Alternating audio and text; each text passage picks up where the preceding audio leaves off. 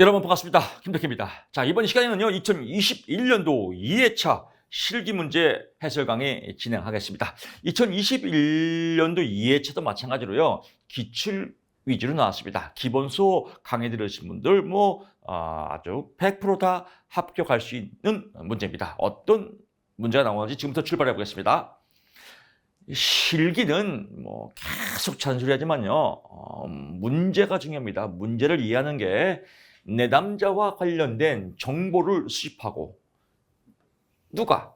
상담사가 내담자의 행동을 이해하고, 누가? 상담사가 이해하는 기본이 되는 상담 기법. 내담자의 정보를 수집하고 내담자를 행동을 이해하는 상담 기법. 이론수에서도 말씀드리고 필기에서도 말씀드리고, 저분의 변은 왜? 더럽지만 더러운 게 기억에 잘 납니다. 군대도요, 여담이지만 군대에서 군대 생활할 때 군대에 아주 그냥 진상이 있습니다. 고참 진상들, 이걸 그냥 꼽창이라고 그래요. 꼽창. 군대 갔다 온 분들은 아주 기억이 날 겁니다. 꼽창. 보통 꼽창이라 하지만 뒤에 이제 새끼를 붙이죠. 꼽창 새끼. 그래서 막 갑질하고 아주 그냥 아주 인성 쓰레기. 또라이 질량 불변의 법칙 꼭 있습니다. 내 눈 안에. 근데 제대하고 나면 이것들이 기억이 나요. 잘해준 사람, 착한 사람은 기억이 안 나고, 이런 것들이 이제 기억나요. 이면 인지 속에 딱 기억이 돼서 그런가 봐요. 더럽고 이런 거 진상들이 기억이 잘 나거든요. 그래서 우리가 여러분들 기억을 돕기 위해서 여기서는 진상이 아니라 좀 더럽습니다. 저분의 변은 왜 끈적거리는가? 좀 더럽죠. 진짜로. 식사하시다가 이 강의를 듣는 분들한테 죄송한 말씀 드립니다. 하여튼 우리는 시험에 합격이 중요한 거니까요.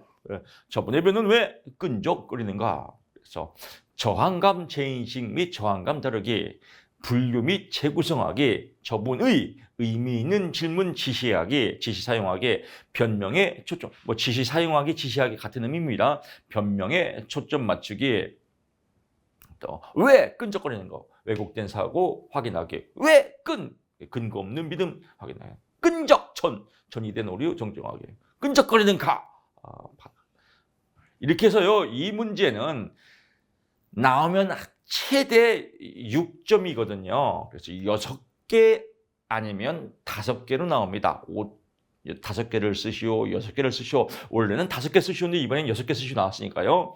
최대가 6개니까 저분의 변은 왜? 하나, 둘, 셋, 넷, 다섯, 6개. 이렇게만 써도 6점 맞겠네요. 이 중에서 여러분이 골랐으면 됩니다. 왜 끈적거리는가? 가정 사용하기. 난 이게 외우기 편한데요. 라고 해서 6개만 찍어서 공부하면 합격할 수 있다라고 보고요. 보통 출제 기준표에, 실기 출제 기준표에 출제하라고 나와 있어요. 이런 문제들이 몇 개 있거든요. 그래서 부처의 탐전행, 또 기스버스와 무어의 상담 기법, 이 내용을 기스버스와 무어라는 사람이 만들었거든요. 그래서 기스버스와 무어의 상담 기법, 내담자와 관련된 정보를 수집하고 행동을 이해하는 기법, 저분의 변은 왜 끈적거리는가, 또 코틀의 원형 이론, 코를 틀어버리는 코틀, 그래서 방향성, 변별성, 또 나오죠, 통합성. 이런 것들은 시험에 출제하라고 지시가 내렸습니다. 그래서 이런 것 중에서 셋 중에서는 꼭 한 문제 나옵니다. 이번에는 얘가 나왔네요.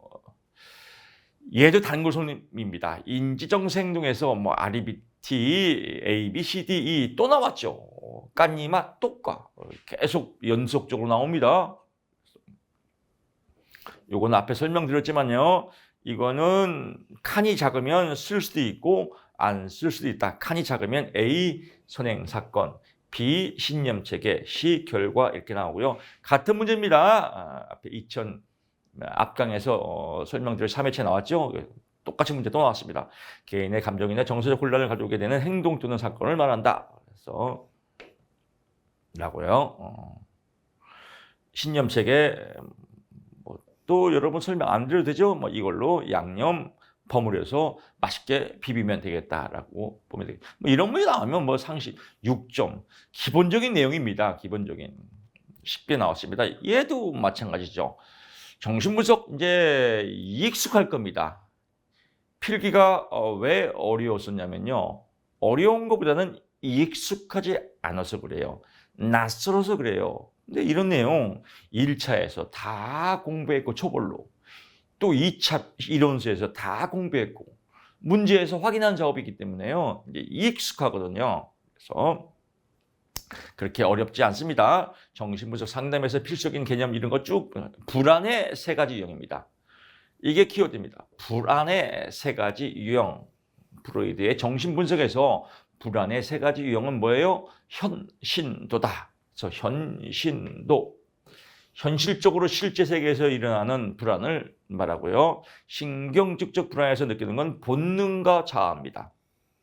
그래서 요거를 주양념이에요. 이 주양념을 갖고 비비면 됩니다. 본능과 자아를 통제하지 못할 경우, 또 본능과 자아의 충돌로 인해서, 또 본능과 자아의 갈등으로 인해서 발생할 수 있는 불안을 신경직적 불안이라고 한다. 이렇게 요 하나만 외워서 글짓기 하자. 양념, 주양념 하나 갖고 글짓기 하는 게 제일 빠릅니다. 여기는 양념이 뭐예요? 본능과 초자. 이걸로 양념하죠. 얘는 본능과 자아고요. 얘는 본능과 초자 간의 갈등으로 인해서 생기는 갈등을 도덕적 불안이라고 한다. 그래서 또는 본능과 이렇게요. 죄책감이나 수치심을 경험할 시 모른다. 죄책감과 수치심을 나타내는 불안을 말한다. 이런 글짓기예요. 이런 거 얼마큼 잘 썼냐 못 썼냐 이런 걸 보는 게 아니라 타당도 있게 잘 썼냐 안 썼냐. 본능과 자아 간에 어쩌고 저쩌고, 본능과 초자아 간에 어쩌고 저쩌고 도덕적. 신경증은 본능과 자아, 만약에 이게 너무 긴장해서 생각이 안 났다. 그러면 글짓기 하세요. 현실적 불안이 심해져서 신경증적 불안을 느끼는 것을 말한다. 이런 건 이제 막판에 생각이 안 나면 이렇게 그냥 마음대로 글짓기 하세요. 진짜 너무 긴장해서 막 머릿속에 생각이 전혀 안 나요. 그럼 어떻게 써야 돼요? 현실적 불안이 가중되어서 심해져서 신경증적 불안을 느끼는 것을 말한다. 이렇게 쓰면 또 채점자가 어떡할게요? 이것도 틀린 답이 아닌데. 그래서 빈칸을 두지 말자. 글짓기를 잘하자. 다만 키워드, 현신도는 맞게 쓰면 웬만하면 점수를 준다. 이게 실기의 답안지 작성의 요령입니다. 4번 갑니다. 행동주의 상담의 치료 기법 중 적응 행동 증진 기법입니다. 이것도 나온 것 또 나왔습니다. 계속 반복적으로 나오거든요. 얘는 행동주의에서는요, 기본적으로 불안 감소 기법과 불안 감소 기법이 있고요. 그 다음에 학습 촉진 기법이 있습니다. 학습 촉진 기법이 있거든요. 이 학습 촉진은 학습을 배우는 겁니다. 어떻게 왜 배우려고 그래요? 행동을 적응하려고. 지금 적응 행동 증진이라는 것은 학습 촉진 기법하고 똑같아요. 증진은 촉진. 이건 학습, 적응하려고. 그래서 학습 촉진 기법, 적응 행동 기법, 찌찌뽕 같은 말입니다. 문제를 잘 읽어봐야 돼요. 적응 행동 증진과 학습 촉진 기법은 같은 기법이다. 그래서 강대리 변별. 기억나죠? 강대리가 변별했다. 강대리 변별, 강화. 그래서 목표 행동의 발생 가능성을 증가시키기 위해서 목표 행동을 하면 어쩌고 저쩌고. 그래서 또는 강화, 정적 강화와 부적 강화를 통해서 행동을 증진시키는 것을 말한다. 이렇게 쓰면 됩니다. 그냥 비비면 돼요. 키워드. 정적 강화를 갖고 부적 강화를 갖고 비비자. 강화. 뭐 하기 위해서? 적응 행동 증진을 위해서. 이렇게 쓰면겠죠. 정말 생각 안 나면 목표 행동의 강화를 위해서 적정 강화와 부적 강화를 활용해서 적응 행동을 증진하는 기법을 말한다. 멋지지 않나요? 지금 이거 제가 그냥 맘대로 막 떠올리는 거예요. 그러니까 쓰는 거는 맘대로 쓰세요. 이것도 진짜 외우기 시키네요. 강화란 목표 행동을 증가시키기 위해서 정적 강화, 부적 강화를 통해서 적응 행동을 증진시키는 기법을 의미한다. 채점자, 서프라이즈, 깜짝 놀라겠죠. 이렇게 멋진 답을 쓸 수 있을까? 이렇게 맘대로 비비면 돼요. 정답이 쓰는 게 맘대로 쓴다는 것, 정답이 딱 정해지지 않았다는 것은 우리에게는 정말 하늘의 영광, 땅의 축복, 할렐루야입니다. 그래서 글짓기 자유롭게 잘하자. 대리학습. 내담자에게 바람직한 대안 행동을 공개적으로 보여주고 따라서 해라. 대리학습 모델링과도 같은 거죠. 그래서 대안 행동을 공개적으로 보고 따라서 해서 적응 행동을 증진해라. 학습을 촉진시켜라. 이걸 한번 써먹었으니까 나는 또 이걸로 써먹어봐야지. 그러면 내담자에게 바람직한 대안 행동을 대안 행동을 보여주면서 학습을 촉진하는 기법을 의미한다. 이러면 딱 떨어지죠. 찰지게.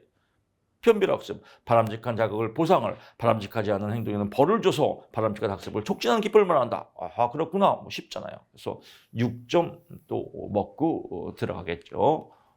5번 갑니다. 흥미 사정 목적. 이것도 반복적으로 나오죠. 흥미를 사정, assessments에서 조사합니다. 흥미 조사 왜 하냐 이거예요.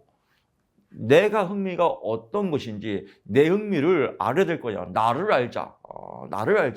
그래서 소크라테스가 이런 말을 했지 않습니까? 너 자신을 알아라.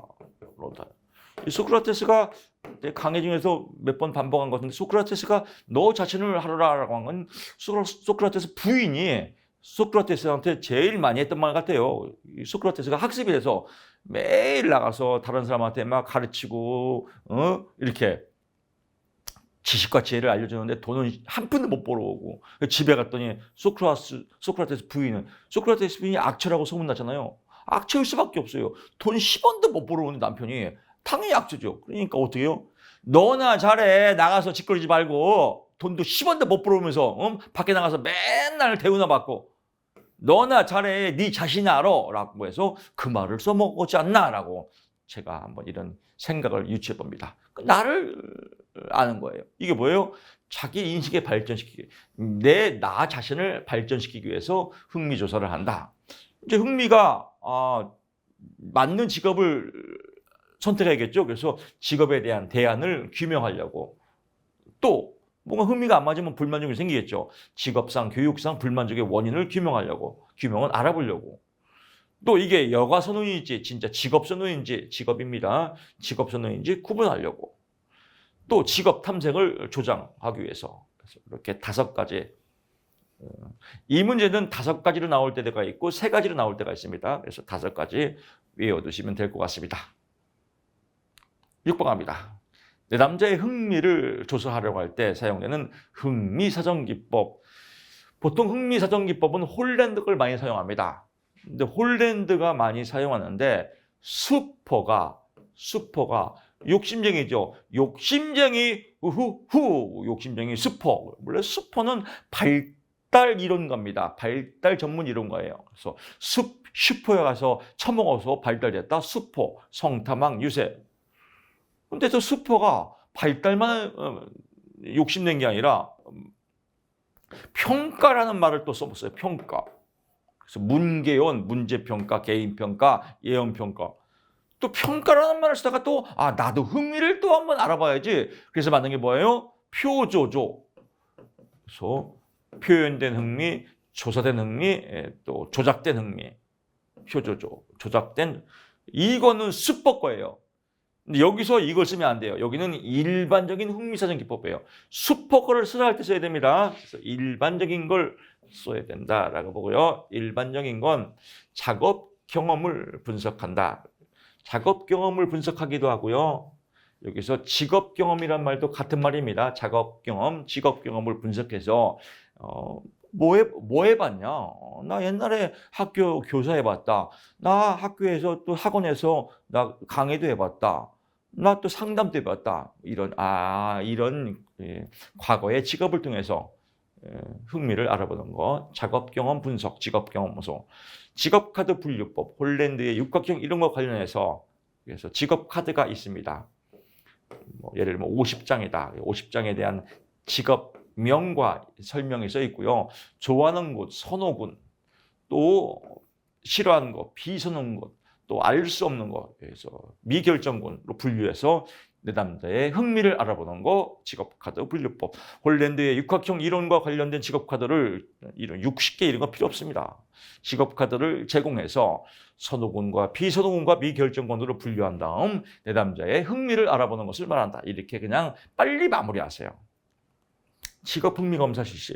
홀랜드의 직업흥미 선호도 검사, 스트롱 직업흥미검사, 쿠더 직업흥미검사 등과 같은 직업흥미검사를 통해서 내 남자의 흥미를 알아본 것이다 라고 하면 또 6점 깔끔하게 먹고 들어갑니다. 7번 문제 갑니다.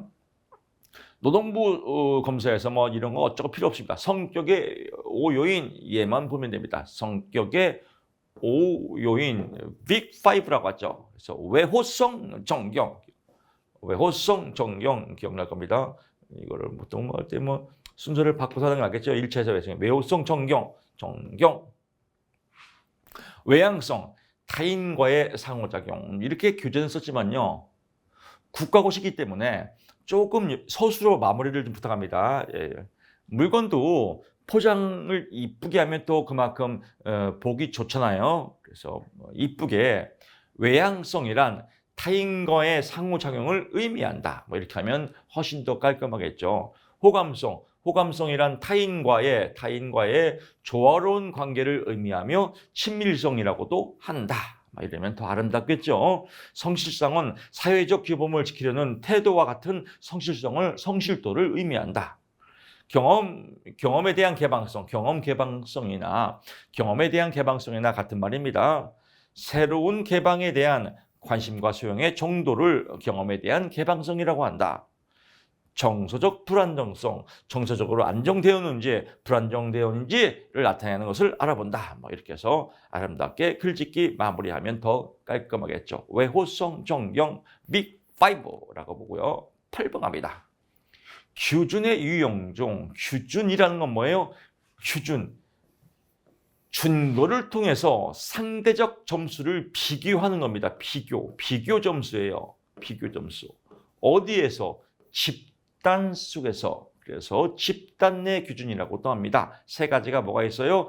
그냥 규준이라고도 하고 집단 내 규준이라고도 합니다. 어떤 집단에서 100점 만점인 집단에서 100분위 점수.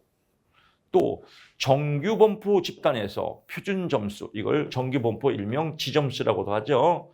그 다음에 등급을 나눈 9등급인 집단에서 이걸 표준 등급 스탠 9에서 고교 학교 다닐 때 9등급에서 고교 내신제와 같은 거죠.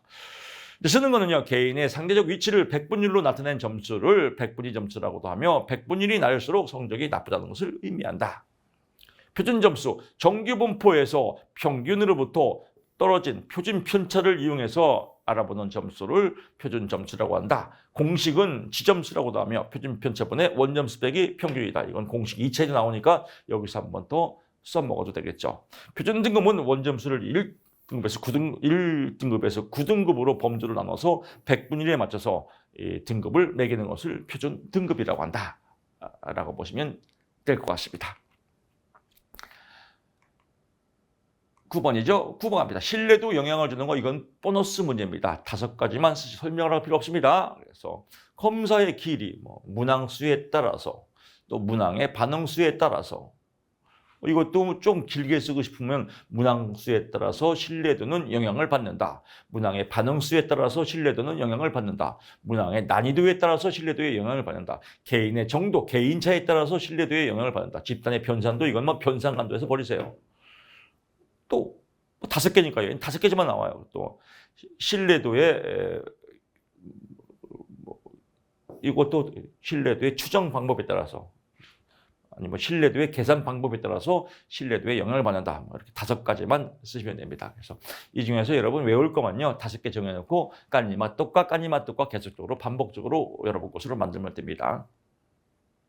투사적 검사와 비교해서 객관적 검사의 장점. 투사적 검사와 비교해서입니다. 객관적 검사. 투사적 검사는 시간과 비용이 많이 들지만 객관적 검사는 시간과 비용이 용이하다. 투사적 검사는 신뢰도와 타당도가 낮은 반면 객관적 검사는 신뢰도와 타당도가 높다. 투사적 검사는 전문적 검사자가 필요하지만 객관적 검사는 전문적 검사가 필요하지 아니다.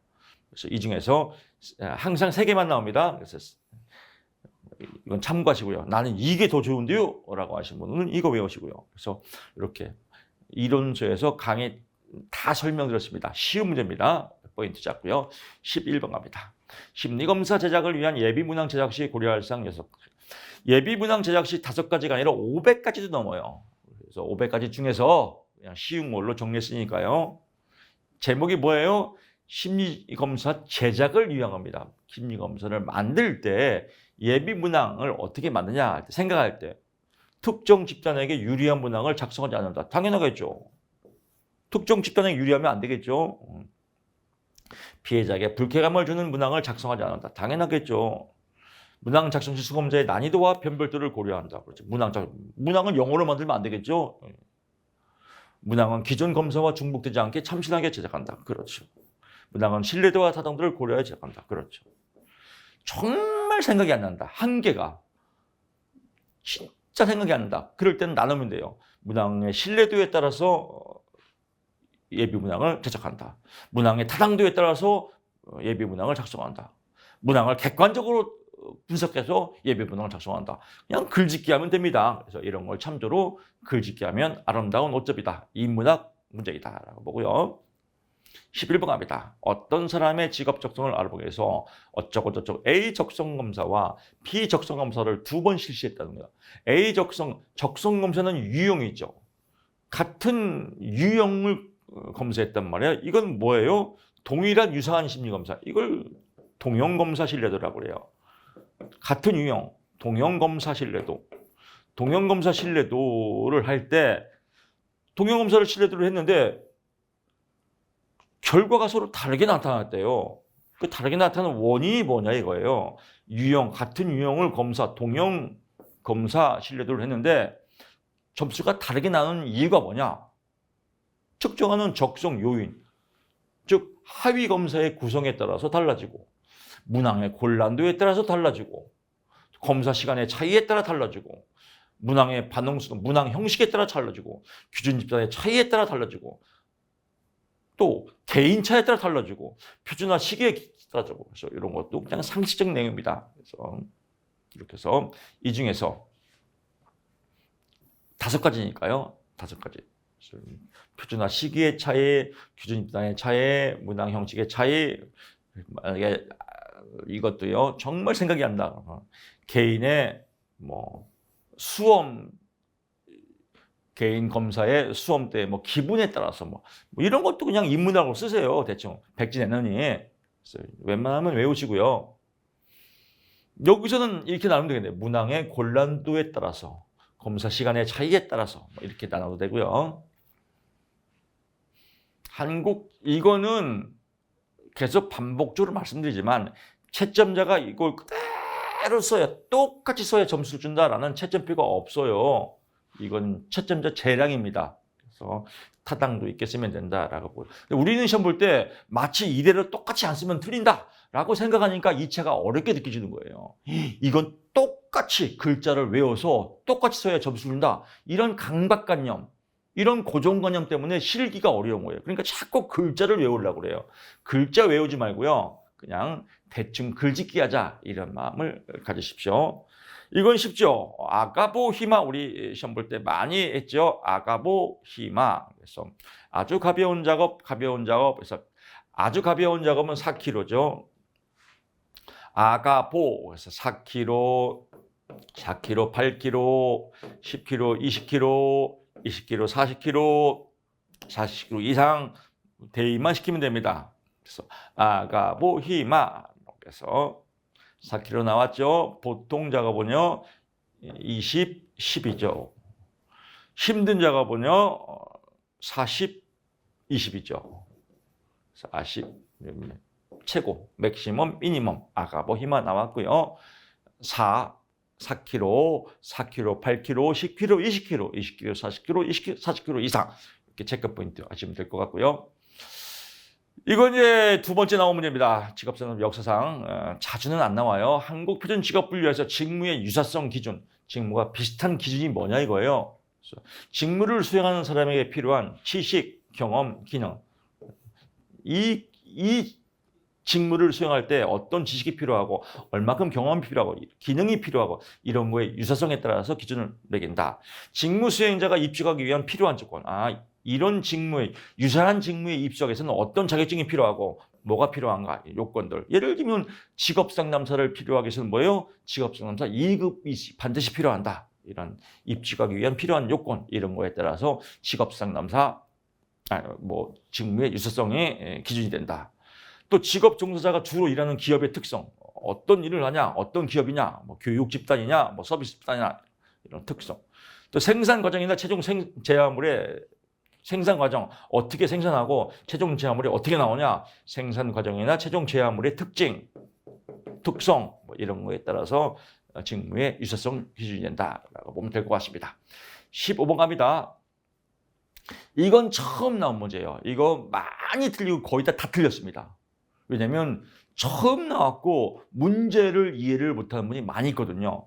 보통 통계 단위의 산업결정 중에서 이 말이 나오면 분류기준하면 산투생 이걸 쓴 분도 있고요. 결정 방법, 엉덩이 미는 거, 계절에 따라 산업을 달리하는 거 이거 쓴 분도 많이 계십니다.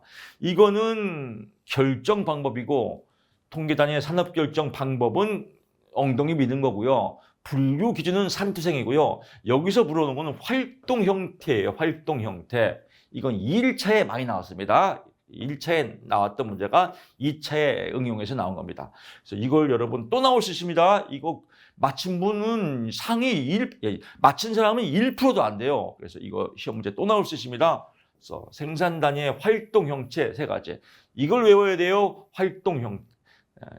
통계 단위의 산업 결정 중에서 이거 안 해도 돼요. 그냥 산업에서 활동 형태, 분류 기준은 산투생, 결정 방법은 엉덩이 미는 거, 활동 형태 3가지. 나오면 3가지만 나옵니다. 3가지 딱 잡아서요. 생산 단위의 산업 활동은 일반적으로 주된 산업활동, 부차적 산업활동, 보조적 산업활동이 결합되어 복합적으로 이루어지며 주된 산업활동과 부차활동은 보조활동의 지원 없이는 수행될 수 없다. 1차 문제 많이 나왔죠? 나오고요. 2번 주된 산업활동이란 산업활동이 복합 형태로 이루어질 경우 생산된 재화나 공내 서비스 중에서 부가가치액이 가장 큰 활동이다. 보고요. 부차적인 산업활동은 주된 산업활동 이외에 재화 생산 및 서비스 제공을 말한다. 라고요. 이거는 이거 외운 분은 이거 외우고 저 같으면 그냥 3개만 딱 외워요. 그리고 진짜 생각이 안 났다. 그럼 자르세요. 이루어진다라고 보고요. 주된 산업활동과 부차적 활동은 보조적 활동 없이는 지원 없이는 수행할 수 없다. 이렇게 잘라도 되겠죠. 그래서 웬만하면 외우시고요. 생각이 안 났다 그러면 이렇게 응용적으로 써먹으라 이겁니다. 그래서 웬만하면 이거 다 외우시고요. 이거 또 나올 수 있습니다. 활동 형태. 100명이 시험 보면 1명이나 쓸까 말까 한 문제입니다. 그래서 오답률이 최고로 높은 문제입니다. 또 나올 수 있습니다. 체크 포인트 두시고요. 16번 갑니다. 최저임금 서비스 문제죠. 나오면 항상 6가지만 나옵니다. 6가지 찍어서 유효수요, 창출, 산업구조의 고도화, 공정거래 지수 발생 이 중에서 경기가 활성화된다. 이것도 조금 마무리하면 노사 간의 분규가 방지된다. 유효수요가 창출된다. 산업구조가 고도화가 된다. 경기가 활성화된다. 이렇게 해서 아름답게 마무리해서 6가지만 외우면 6점 먹고 들어갑니다. 비수요 부족 이거 이론에서 많이 강조했죠. 일자리가 부족한 실업이 아니다. 3개 그래서 마찰적, 구조적, 계절적이다. 마구절 그래서 3개 외우고요. 마찰적 정보가 마찰되어서 정보가 부족해서 발생하는 실업을 마찰적 실업이라고 한다. 대책으로는 직업 상담사를 증원하고 직업 정보망 확대 등의 대책이 필요하다. 구조적 실업, 산업 구조가 변동에 의해서 발생하는 실업으로서 사양산업에서 성장산업으로 이동하면서 발생하는 실업을 의미한다. 교육훈련 투자와 이주보조금 등의 대책이 필요하다. 계절에 따라 영향을 받아서 생기는 특정 산업이나 사업에 일어나는 실업을 의미하며 특수농작물 재배, 특수농작물 재배가 기억이 안 난다. 그러면 비닐하우스 등과 같은 비닐하우스 재배 등과 같은 대책이 필요하다. 또 그럼 생각이 나면 그냥 특수농작물 재배와 비닐하우스 등과 같은 대책이 필요하다라고 쓰면 깔끔하게 6점 맞습니다. 계산 문제 나왔네요. 이거 아주 쉬워요. 계산 문제 쉬운데 여기서 잠깐 함정이 있습니다. 정규직을 희망하는 단시간 노동자가 10명이에요. 이건 함정이에요, 함정. 정규직을 희망하는 단시간 근로자는 정규직을 희망하는 비정규직도 취업자로 들어가요. 여기도요. 그래서 요거는 계산을 넣으면 될까요? 안 될 거야? 안 내요. 이건 그냥 허수예요, 허수. 허수. 말장난. 근데 자꾸 이게 뭔가 의미가 있으니까 전화 거지. 이걸 자꾸 계산하려고 그래요. 이건 그냥 허수예요, 허수. 헷갈리게 하는. 그리고 단위가 여기 있죠, 단위가. 1000명이라고 써 있으면 1000명짜리를 꼭 쓰라는 겁니다. 안 쓰면 틀린 겁니다. 만약에 10과 10,000명은 틀린 거예요, 숫자가. 10명과 10,000명은 틀린 거예요. 그러니까 1000명을 써야 돼요, 안 써야 돼요? 안 써야 돼요. 그러니까 계산은 다 맞았어요. 근데 1000명을 안 썼어요. 불합격됐어요. 나는 분명히 합격인데 내 계산법은 왜 불합격이지? 이런 분들은 의외로 많아요. 이 자기가 쓴지도 몰라 이걸. 이것도 생각 안 써요 그냥. 그래서 1000명이라는 말이 있으면 꼭 1000명입니다. 여러분 수학 계산할 때 그렇잖아요. 아까도 설명했지만 10명하고 10,000명하고는 같은 말이 안. 이건 다른 숫자예요. 이거 오답이에요, 오답. 1000명 꼭 쓰세요. 경제활동 참가율 이거 많이 했죠. 공식 뭐예요? 경제활동 참가하려면 생각 먹자. 생경 곱하기 100. 계산기 가져갈 수 있습니다. 계산기 사용법 알려드렸죠. 분자 나누기 분모 곱하기 100 하면 계산기 나옵니다. 그래서 나온 100분율이니까 퍼센테이지를 꼭 써야 된다.